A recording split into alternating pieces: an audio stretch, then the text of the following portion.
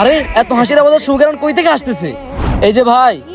জি ভাই। আচ্ছা ভাই, এখানে হাসির আওয়াজের সুগারান কই থেকে আসতেছে? আরে ভাই এই সুগ্রান এই কবর থেকে আসতেছে। এত হাসির আওয়াজ আর ভালো সুগারান, কিন্তু উনি কে ছিলেন? ভাই আমি তো জানি না, তবে একটা জিনিস জানি, ও আমাদের ফাঁসের গ্রামে থাকতো। আরে ভাই, আমি কবরস্থান থেকে আসতেছি, ওইখানে একটা কবর থেকে হাসির আওয়াজের অনেক সুগারান আসতেছিল। আরে ভাই ওটা তো মাকসুদ ভাইয়ের কবর। ভাই উনি দুনিয়াতে এমন কি আমল করতো যে ওনার কবর থেকে হাসির আওয়াজের সুগারান আসতেছে? আরে আরে ভাই উনি তো দুনিয়াতে এমন কিছুই করে নাই, সারাদিন নেশা পানি নিয়ে পড়ে থাকতো। কোনো আমলই করে নাই, এটা তো হওয়ার কথা না।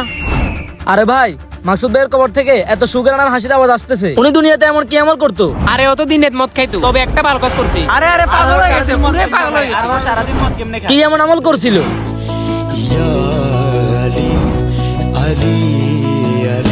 বলে না ভাই যে মানুষের একটি ভালো কাজ মানুষকে জান্নাতে নিয়ে যায়। অল্প আমল নাজাতের জন্য যথেষ্ট। কমেন্টে আল্লাহর নামটা লিখে যান।